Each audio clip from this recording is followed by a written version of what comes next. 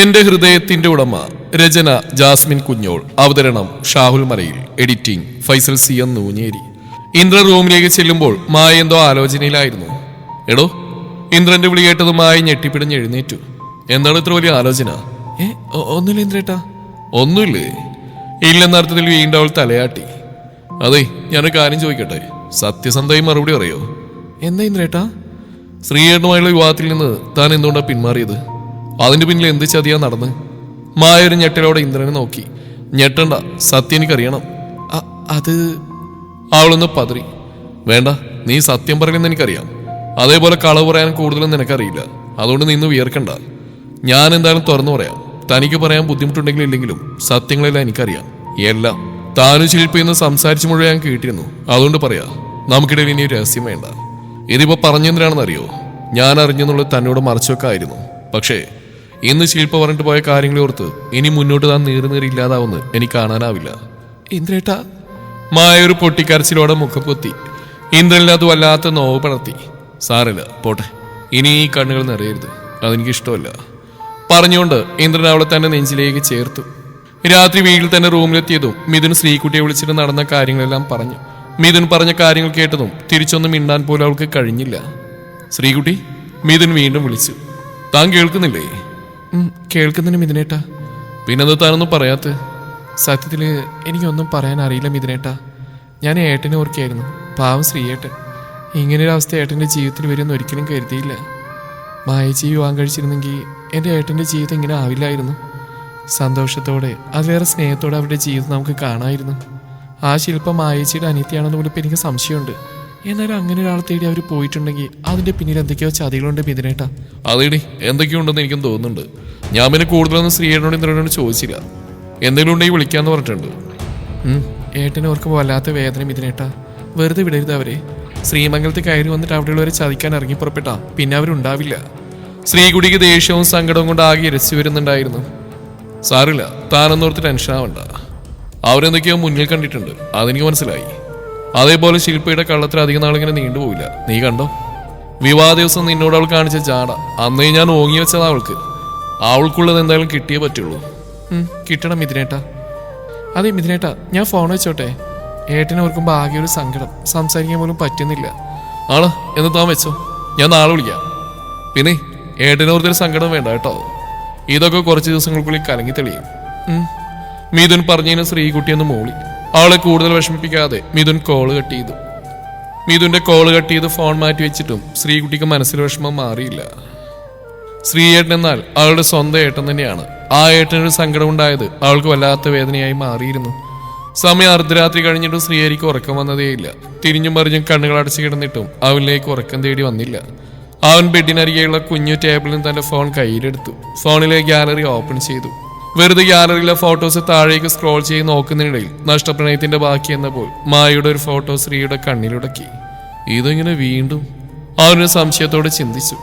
കാരണം ഇത്രയും വർഷങ്ങൾ അവർ ഒരുമിച്ചെടുത്ത ഫോട്ടോസും അല്ലാത്തവയും ഇന്ദ്രൻ മായയുടെ കഴുത്തിൽ താലി കെട്ടിയതോടെ ഒഴിവാക്കിയിരുന്നു. തന്റെ ഫോണിൽ അവരുടെ ഫോട്ടോസ് കാണുമ്പോൾ പിടഞ്ഞു നീറുന്ന ആ നഷ്ടങ്ങൾ ഓരോന്നായി ഹൃദയത്തെ നോവിക്കും. അതറിഞ്ഞുകൊണ്ടാണ് അവനത് ഒഴിവാക്കിയത്. അവളൊരു മറക്കാത്ത ഓർമ്മയായി തന്റെ ഉള്ളിൽ അങ്ങനെ നിൽക്കട്ടെ, അതുമാത്രം മതി, അല്ലാതെ ഒന്നും. അവനൊരു മാത്ര അവളുടെ കണ്ണുകളിലേക്ക് നോക്കി. തന്നെ കാണുമ്പോൾ തെളിയുന്ന ആ മിഴികളിൽ നിന്ന് കാർമേഘം ഉരുണ്ടുകൂടിയിരിക്കുന്നു. ഇന്ദ്രൻ അവളെ ജീവനെ പോലെ നോക്കും. എന്നിരുന്നാലും അവളുടെ ആ കണ്ണുകളിൽ നിന്നും ഒരു നിസ്സഹായത തളം കെട്ടി നിൽക്കുന്ന പോലെ. പെണ്ണെ, പറഞ്ഞുകൂടായിരുന്നോ ഒരിക്കൽ, ഒരു തവണയെങ്കിലും ആ സത്യങ്ങൾ എന്നോട് തുറന്നു പറഞ്ഞിരുന്നെങ്കിൽ ഞാനിന്നിങ്ങനെ പെടയില്ലായിരുന്നു, കുറ്റബോധം കൊണ്ട് നേറില്ലായിരുന്നു, ഒന്നും ഒരേപോലെ നമ്മുടെ ഇരു ഹൃദയവും തകരില്ലായിരുന്നു. എന്തിനാണ് ഇത്രയ്ക്ക് ത്യാഗം ചെയ്ത്? ആർക്ക് വേണ്ടിയാ? ഏത് നിമിഷം തന്നെ ഇല്ലാതാക്കാൻ ശ്രമിക്കുന്ന തൻ്റെ കൂടപ്പിറപ്പിന് വേണ്ടിയോ? നിന്റെ ഈ ശ്രീയേട്ടനെ ഒന്ന് അറിയിച്ചൂടായിരുന്നോ? നിന്നെയും നിന്റെ അച്ഛനെയും അമ്മയെ ചെറുകിനുള്ളിൽ ഞാൻ പുതിയായിരുന്നല്ലോ. പറഞ്ഞു തീർന്നു ശ്രീഹരിയുടെ തേങ്ങൽ ആ റൂമിലാകെ ചിന്നിച്ചിതറി. മായയുടെ ഫോട്ടോയിലേക്ക് ഒന്നുകൂടെ കണ്ണോടിച്ച് അതവൻ ഡിലീറ്റ് ചെയ്തു. വേണ്ടടോ, ഇന്നെൻ്റെ ഇന്ദ്രൻ്റെ പെണ്ണാണ് നീ. അവനിൽ നീ എന്നിലുള്ളതിനേക്കാൾ സുരക്ഷിതയാണ്. എനിക്കത് മതി. എൻ്റെ പ്രണയമായ നീ ഇന്ന് എൻ്റെ അനിയനിൽ ജീവിക്കുന്നു. അവൻ്റെ പ്രണയമായിട്ട്, അതിലുപരി അവൻ്റെ പ്രാണനായിട്ട്. ഉള്ളിലെ തേങ്ങലിനപ്പുറം ആ നിമിഷം അവൻ്റെ ചുണ്ടിലൊരു പുഞ്ചിരി വിരിഞ്ഞു. പുലർച്ചെ ആരാമടിച്ചപ്പോൾ മായ ഞെട്ടിയുണർന്നു. തൊട്ടരികൾ ശാന്തമായി ഉറങ്ങുന്ന ഇന്ദ്രനെ നോക്കി പതിയെ എഴുന്നേറ്റിരുന്ന് തലമുടിയൊന്ന് വാരിക്കെട്ടി ഒരു നിമിഷം കൈകൂപ്പി പ്രാർത്ഥിച്ചു. ഇന്നലെ ഒരുപാട് വൈകിയാണ് ഉറങ്ങിയത്. അതിൻ്റെതായ ഒത്തിരി ബുദ്ധിമുട്ട് അവളിൽ ഉണ്ടായിരുന്നു. എന്നാലും ശില്പ അവളിതിങ്ങനെ ഓരോന്നിലേക്ക് എത്തിപ്പെടുന്നു. ഇങ്ങനെ പോയാൽ മുന്നോട്ട് അവളുടെ ജീവിതം എന്തായിത്തീരും? അതേപോലെ ശ്രീയേട്ടൻ്റെ അവസ്ഥ എന്താവും? എല്ലാം അറിഞ്ഞിട്ടും ശ്രീയേട്ടൻ എങ്ങനെ സഹിക്കുന്നു ആവോ? അവളെ കുറ്റം പറയുന്നതിന് ആ മനസ്സ് ആദ്യമായി തകർത്തി ഞാനല്ലേ. ഇപ്പൊ ഇതാ തൻ്റെ അനിയത്തിയും. പാവം, അവനെ ഓർത്ത് അവളുടെ ഉള്ളം പിടഞ്ഞു. രാത്രി ഇന്ദ്രൻ പറഞ്ഞ കാര്യങ്ങളിൽ ഓരോന്നിലും അവളുടെ മനസ്സ് കുടുങ്ങിക്കിടന്നു. ആ പ്രശാന്ത് അയാളെ തേടി ശില്പ പോയിട്ടുണ്ടെങ്കിൽ അതിന്റെ പിന്നിൽ എന്തോ ചതി ഒളിഞ്ഞു കിടപ്പുണ്ട്, അത് ഉറപ്പാണ്. എന്നും ചെയ്യാൻ മടിയില്ലാത്തവനാണ് അയാൾ. അമ്മയെയും പെങ്ങളെയും തിരിച്ചറിയാനുള്ള മനസ്സ് പോലും അയാളിലില്ല. ഓരോന്നോർത്തൊരു നെടുവീർപ്പോടെ അവൾ കുളിക്കാനായി പോയി. കുളി കഴിഞ്ഞതൊരു ഉണർവ് വന്ന പോലെ ഫ്രഷായി പുറത്തു വന്നതും ഇന്ദ്രന് എഴുന്നേറ്റിരുന്നു. ഇന്ദ്രേട്ടാ, എന്തിനാ നേരത്തെ എഴുന്നേറ്റേ? നനവുള്ള മുടി കോതിയിട്ട് ഒരു തോർത്ത് തലയിലേക്ക് കെട്ടിവെച്ചുകൊണ്ട് മായ ചോദിച്ചു. ഒന്നുമില്ലടോ, വെറുതെ എന്റെ ഭാര്യയ്ക്ക് ഒരു കൂട്ടായിക്കോട്ടെ എന്ന് കരുതി പറഞ്ഞുകൊണ്ട് അവൻ ചിരിച്ചു. താനിവിടെ വന്നിരിക്കെ, ഇന്ദ്രൻ പറഞ്ഞു. ഒരു സംശയത്തോടെ മായ ബെഡിൽ അവനരികിൽ വന്നിരുന്നു. താൻ ഓക്കെ അല്ലേ? സങ്കടങ്ങളൊന്നും ഇല്ലല്ലോ? ഇല്ല ഇന്ദ്രേട്ടാ, ഓക്കെയാ. ആളെക്കുറിച്ച് ഓർക്കുമ്പോൾ ഒരു വേദന, അത്രയേ ഉള്ളൂ. അത് സാരമില്ല, എല്ലാം നമുക്ക് മാറ്റിയെടുക്കാം. പിന്നെ ഞാൻ പറഞ്ഞ കാര്യങ്ങളൊക്കെ ഓർമ്മയുണ്ടല്ലോ. ഇന്നു മുതൽ എന്റെ പെണ്ണ് പുതിയൊരാളാ. ഇനി ഈ മുഖത്ത് സന്തോഷം മാത്രമായിരിക്കണം. സന്തോഷം അഭിനയിക്കാനല്ല, ശരിക്കും സന്തോഷം. അതേപോലെ കുറച്ചൊരു ധൈര്യത്തോടെ സംസാരിക്കണം. ആരെന്തു പറഞ്ഞാലും അതിനുള്ള മറുപടി അപ്പോൾ പറയണം, ആരായാലും. ഈ വീട്ടിലെല്ലാവർക്കുള്ള അവകാശം നിനക്കുണ്ട്. അതുകൊണ്ട് ആരെയും പേടിക്കണ്ട. ഇനി ആരെങ്കിലും എന്തെങ്കിലും പറയുന്ന കേട്ടിട്ട് കണ്ണറച്ച് നിൽക്കുന്നുണ്ടാ നല്ല അടി വെച്ചിരും ഞാൻ. മനസ്സിലായോ? അവനൊരു ചിരിയോടെ അവളെ നോക്കി. മനസ്സിലായി ഇന്ദ്രേട്ടാ, ഞാനിനി അങ്ങനെ ചെയ്തോളാം.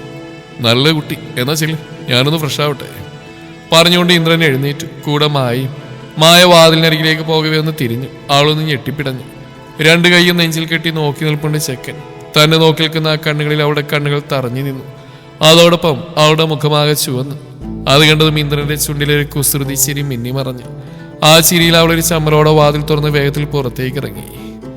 എന്റെ പെണ്ണ് ഇങ്ങനെ നോക്കല്ലേ കേട്ടോ, ഞാനാകെ പെട്ടുപോയേ. ഇന്ദ്രൻ ഉള്ളാൽ പറഞ്ഞിട്ട് ഒരു പുഞ്ചിരിയോടെ ഫ്രഷ് ആവാൻ കയറി. താഴെ പൂജാമുറിയിൽ ചെന്ന് വിളക്ക് വെച്ച് പ്രാർത്ഥിച്ച് അടുക്കളയിൽ ചെന്നപ്പോഴും മായയുടെ മുഖത്തൊരു പുഞ്ചിരി നിറഞ്ഞു നിന്നു. അത് കൃത്യമായി ഇന്ദ്രന്റെ അമ്മ കണ്ടിരുന്നു. അവരുടെ ഉള്ളിലും വല്ലാത്തൊരു തണുപ്പ് വീണ നിമിഷമായിരുന്നത്. എന്നൊന്നില്ലാത്ത സന്തോഷം തോന്നി അവർക്കപ്പോൾ. പതിയെ പതിയെ അവർ അറിഞ്ഞു തുടങ്ങട്ടെ. മോളെ, ഇന്ദ്രൻ എഴുന്നേറ്റോ? എന്താ അമ്മേ? എന്തോ ഓർമ്മയിൽ നിന്ന് ഞെട്ടി മായ അമ്മയെ നോക്കി. ഇന്ദ്രൻ എഴുന്നേറ്റോ എന്ന്? ആ അമ്മേ, എഴുന്നേറ്റു. യശോദ അവളെ നോക്കി. അവിടെ ആ പതർച്ചയെ മുഖത്തെ തെളിച്ചവും അവരുടെ മുഖത്തൊരു പുഞ്ചിരി നിറച്ചു. എന്താ മോളെ, അവനൊരു കോഫി കൊണ്ട് കൊടുക്ക്. ഞാനോ? പെട്ടെന്നൊരു ഞെട്ടലോടെ അവൾ അവരെ നോക്കി. പിന്നെ ഞാനാണോ? കുറച്ചൊരു ഗൗരവത്തിൽ തന്നെ അവരവളെ നോക്കി. ചെല്ലു പെണ്ണെ. യശോദ അവളുടെ കൈകളിലേക്ക് ഒരു കപ്പ് കോഫി എടുത്തിട്ട് അവരുടെ ജോലിയിലേക്ക് തിരിഞ്ഞു. മായ അത് വാങ്ങിയിട്ട് അവരെ നോക്കി പുറത്തേക്ക് കടന്ന് നേരെ മുകളിലേക്ക് കയറി. ഇന്ദ്രൻ ഫ്രഷായി വന്നിട്ട് ഡ്രസ്സ് മാറി ഫോൺ എടുത്ത് ബാൽക്കണിയിലേക്ക് നടന്നു. നേരം വെളുത്തു വരുന്നേ ഉള്ളൂ. സാധാരണ എന്തെങ്കിലും അർജന്റ് കാര്യങ്ങളുണ്ടെങ്കിൽ ഈ സമയത്ത് എഴുന്നേൽക്കാറുള്ളൂ. ഇന്നെന്തോ അങ്ങനെ ഉണർന്നുപോയി. അതുകൊണ്ട് എന്തായി? തൻ്റെ ഒരു നോട്ടത്തിൽ പെണ്ണിന്റെ മുഖത്ത് തെളിഞ്ഞു വന്ന ആ ചുവപ്പ് രാശി അത് ശരിക്കും കാണാനുള്ള ഭാഗ്യം കിട്ടി. അതേപോലെ അവിടെ ആ നോട്ടം, എന്റെ പെണ്ണേ. അവനൊരു പുഞ്ചിരിയോടെ തലകുടഞ്ഞു തിരിഞ്ഞത് അവനാകെ അമ്പരന്നു. ആവി പറക്കുന്ന കോഫിയുമായി ഇതേ നിൽപ്പുണ്ട് പെണ്ണ്. ഒന്നും മിണ്ടുന്നില്ല. ഇങ്ങനെ നിന്ന് ബുദ്ധിമുട്ടാവണ്ട, ഇങ്ങ് തന്നേക്ക്. ഇന്ദ്രൻ പറഞ്ഞതും മായ അവന്റെ കൈകളിലേക്ക് കൊടുത്തിട്ട് വേഗത്തിൽ തിരിഞ്ഞു നടന്നു. അവന്റെ ഉള്ളിൽ വല്ലാത്തൊരു സന്തോഷമായിരുന്നു ആ നിമിഷം. ആ നിമിഷത്തിലും ഇന്നലെ ഏട്ടന് കൊടുത്ത വാക്ക് പാലിക്കാൻ അവന്റെ ഉള്ള ഒരുങ്ങിയായിരുന്നു. ശ്രീഹരി ഇന്ദ്രൻ രാവിലെ ബ്രേക്ക്ഫാസ്റ്റ് കഴിച്ച് ഓഫീസിലേക്ക് ഇറങ്ങിയവയാണ് ഗേറ്റ് കടന്നൊരു ബൈക്ക് മുറ്റത്ത് വന്ന് നിന്നത്. ഹെൽമെറ്റ് മാറ്റി ബൈക്കിൽ നിന്നിറങ്ങിയവനെ കണ്ട് അവരുടെ മുഖം ദേഷ്യത്താൽ ചുവന്നു. നീ എന്താ ഇവിടെ? ഞാൻ ശ്രേയെ കൊണ്ടുപോവാന്ന. ശ്രേയയോ? അവളെ എങ്ങോട്ട് കൊണ്ടുപോവാൻ? ശ്രീഹരി ചോദിച്ചുകൊണ്ട് മൈഡറിയിലേക്ക് നടന്നു. പറയടാ. വീട്ടിലേക്ക്. ശ്രീഹരിയുടെ ചോദ്യത്തിൽ അവനൊന്ന് വിറച്ചു. ദിവസം ഒരുപാടായാലും അവളിവിടെ, എന്നിട്ട് തന്റെ വീട്ടിൽ നിന്ന് ആരെയും കൊണ്ട് കണ്ടില്ലല്ലോ. ഇപ്പൊ എന്തു പറ്റി? വല്ല ബോധോദയുണ്ടായോ? അത് ശ്രീയേട്ടാ, നീ ഇന്ന് പരിങ്ങാതെ കാര്യം പറയടാ. ശ്രീയേട്ടാ, എന്റെ ഭാഗത്താ തെറ്റ്. ഇത്രയും ദിവസം വരാതിരുന്ന് അവൾ എന്നോട് കാണിച്ച കള്ളത്തരത്തിന്റെ കാരണം കൊണ്ടാ, അല്ലാതൊന്നുമല്ല. നിങ്ങളാരെങ്കിലും ആണെങ്കിലും ഇങ്ങനെയൊക്കെ ചെയ്യുള്ളൂ. അത്രയും ഞാൻ അവളോട് പെരുമാറിയുള്ളൂ. ഞാൻ ചെയ്ത തെറ്റെന്തായാലും ക്ഷമിച്ച് ശ്രേയന്റെ കൂടെ വീട്ടിലേക്ക് വിടണം. മയ്യേട്ടാ. അവരുടെ സംസാരത്തിലേക്ക് മയ്യെ വിളിച്ചുകൊണ്ട് ശില്പ ഇറങ്ങി വന്നു. എന്താ ശ്രീയേട്ടാ ഇത്? ശ്രീയേട്ടൻ്റെ ആകെ ഒരു അളിയനല്ലേ, ഇങ്ങനെ മുറ്റത്തെത്തി സംസാരിക്കുകയാണോ? ശില്പ ചോദിച്ചും ശ്രീഹരിയുടെ കണ്ണുകൾ ദേഷ്യത്താൽ ചുവന്നു. എന്തൊക്കെയോ പറയണമെന്നുണ്ട്. തൽക്കാലം അവനെല്ലാം ഉള്ളിലൊതുക്കി. സമയം വരും, പതിയെ മതിയല്ല. എന്നാ പിന്നെ മഹി വീട്ടിലേക്ക് കയറ്. മുത്തശ്ശനോട് അമ്മയോട് സംസാരിച്ചിട്ട് അവരെന്താ പറയാൻ നോക്കിയിട്ട് ചെയ്യുക. ഇന്ദ്ര നമുക്ക് പോവാം. ഓക്കേട്ടാ.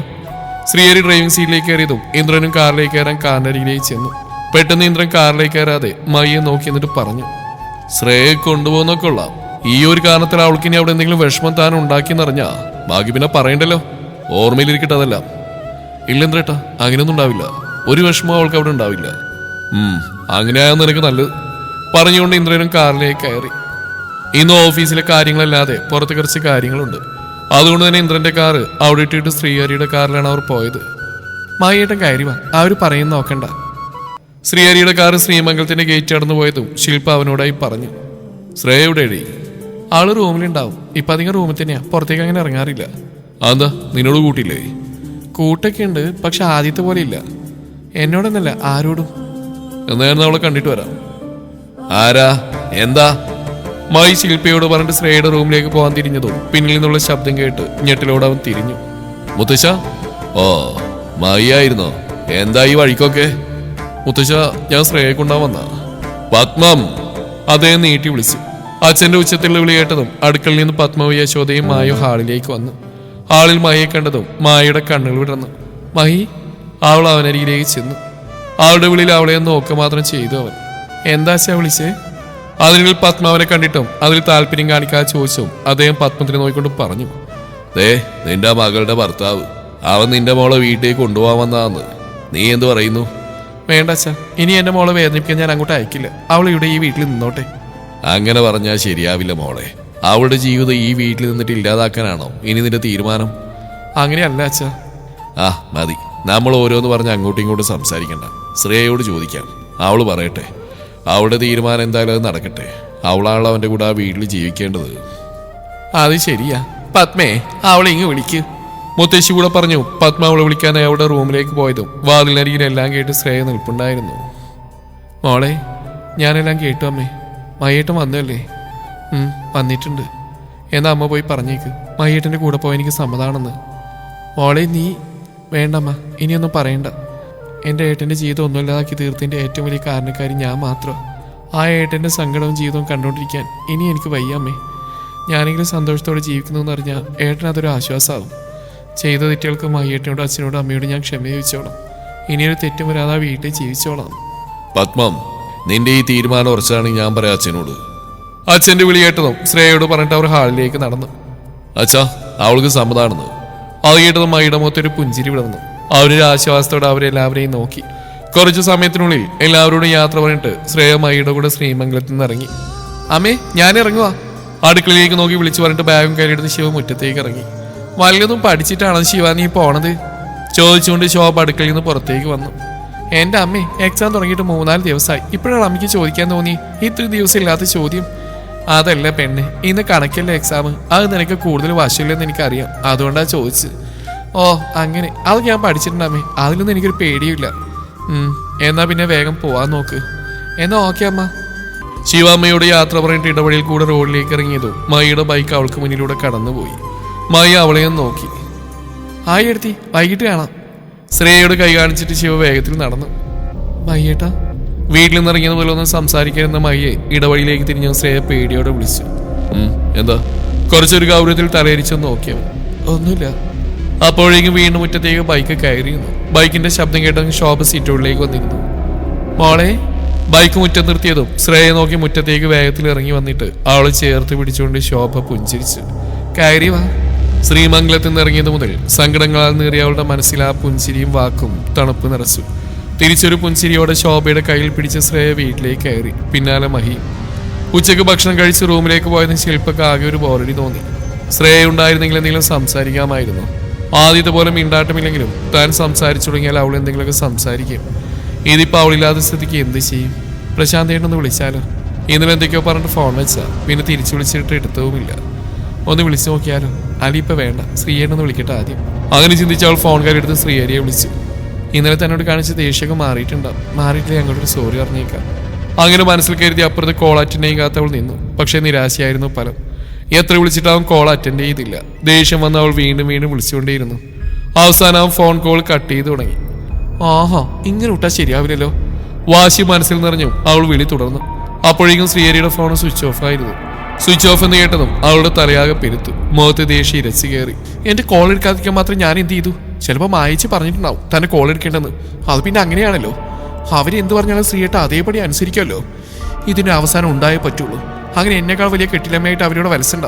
അതിന് ഈ ശില്പ സമ്മതിക്കില്ല. അവളിലെ അമർഷം മുഴുവൻ പുറത്തേക്ക് ചിതറി. തന്റെ കയ്യിലുള്ള ഫോൺ ബെഡിലേക്ക് വലിച്ചെറിഞ്ഞ് അവൾ വാതിൽ തുറന്ന് പുറത്തേക്ക് ഇറങ്ങി. അവൾ റൂമിന് നേരെ നോക്കി. അടഞ്ഞു കിടക്കുന്ന വാതിലിന് നേരെ നോക്കിയതും അവൾ പുച്ഛത്തോടെ നിന്ന് ചിരിച്ചു. ഇന്ദ്രന്റെ റൂമിലേക്ക് പോകാനായി അവളുടെ കാലുകൾ മുന്നോട്ട് ചലിച്ചതും താഴെ ഹാളിൽ നിന്ന് കോളിംഗ് ബെൽ വലിയ ശബ്ദത്തിൽ മുഴങ്ങി. അവളൊരു ഞെട്ടലോടെ തറഞ്ഞു നിന്നു. ശേഷം മായക്കരിയിലേക്ക് പോവാതെ പതിയെ താഴേക്ക് ഇറങ്ങി. അപ്പോഴേക്ക് ഇന്ദ്രന്റെ അമ്മയും ഹാളിലെത്തിയിരുന്നു. ശില്പയെ നോക്കി യശോദ പോയിട്ട് മുൻവാതിൽ തുറന്നു. മുന്നിൽ നിൽക്കുന്ന ആളെ കണ്ടത് യശോദയുടെ മുഖത്തൊരു പുഞ്ചിരി വിടർന്നു. ഈശ്വര, ഇതാരാ വന്നിരിക്കുന്നേ? മോളെ സിത്തു, കയറി വാ. സിറ്റ് ഔട്ടിലേക്ക് കടന്നിട്ട് യശോദ അവളുടെ മുഖത്ത് അടവിക്കൊണ്ട് അവളെ ചേർത്ത് പിടിച്ചു. ഇവരുടെ ഈ കൊഞ്ചിക്കൊണ്ടുള്ള സംസാരം ആരോടായിരിക്കും എന്ന് ആലോചിച്ച് ശില്പയും സിറ്റ് ഔട്ടിലേക്ക് വന്നു. മുന്നിൽ പുഞ്ചിരിയോടെ നിൽക്കുന്നവളെ കണ്ടത് ശില്പയുടെ കണ്ണുകൾ കോർത്തു. ഹായ് എടുത്തി. ശില്പയെ നോക്കിയൊരു പുഞ്ചിരിയോടെ അവൾ കൈ നീട്ടിയതും ഒരു സംശയത്തോടെ ശില്പയുടെ കണ്ണുകൾ അവളിൽ തന്നെ തറഞ്ഞു നിന്നു. എന്തെടുത്ത് ഇങ്ങനെ നോക്കുന്നേ? ഓ, എന്നെ എടുത്തി അറിയില്ലല്ലേ? സോറി, അറിയാത്തൊരാൾക്ക് എങ്ങനെ കൈ കൊടുക്കുന്നല്ലേ ആൻറ്റി? അവളൊരു ചിരിയോടെ പറഞ്ഞ് യശോദയെ നോക്കി. എന്നാൽ എന്നെ പരിചയപ്പെടുത്താം. ഞാൻ സിതാര. എറണാകുളം പെരുമ്പാവൂർ കൈതക്കൽ തറവാട്ടിൽ അജിത് കുമാറിന്റെയും സരികയുടെയും ഒരേ ഒരു മകള്. മനസ്സിലായില്ലല്ലേ? ശില്പ ഒന്നും മനസ്സിലാവാതെ അവളെ നോക്കി. പറയാം. അതായത് ഈ നിൽക്കുന്ന യശോദ തമ്പുരാട്ടിയുടെ ഏട്ടൻ്റെ മകൾ. എറണാകുളത്തെ ഒരു IT കമ്പനിയിൽ നെറ്റ്വർക്ക് അഡ്മിനിസ്ട്രേറ്ററായിട്ട് ജോലി ചെയ്യുക. നിങ്ങളുടെ വിവാഹത്തിന് ഞാൻ നാട്ടിലായിരുന്നു. പെട്ടെന്ന് അച്ഛൻ്റെ അരികിലേക്ക് പോവേണ്ടി വന്നു. ഇപ്പം നാട്ടിലെത്തിയിട്ട് ഒരാഴ്ച ആവുന്നേ ഉള്ളൂ. അപ്പം നേരെ ഇങ്ങോട്ട് വെച്ച് പിടിച്ചു. ഏട്ടന്മാരൊക്കെ എന്നെ കൂട്ടാൻ മാരേജ് കഴിച്ചല്ലേ. മാരേജിന് എനിക്ക് വരാൻ പറ്റിയില്ല. എന്നാൽ ഏടത്തിമാരെ ഒന്ന് കണ്ടേക്കാന്ന് കരുതി. ഇത്രയൊക്കെ പോരെ ഏടത്തി, ബാക്കിയൊക്കെ നമുക്ക് പതിയെ പരിചയപ്പെടാം. ഞാൻ കുറച്ച് ദിവസം ഇവിടെ ഉണ്ടാവും. ശില്പ ഒന്ന് തലയാട്ടി. തുടരും ഈ കഥയുടെ ബാക്കി ഭാഗം നാളെ ഇതേ സമയം.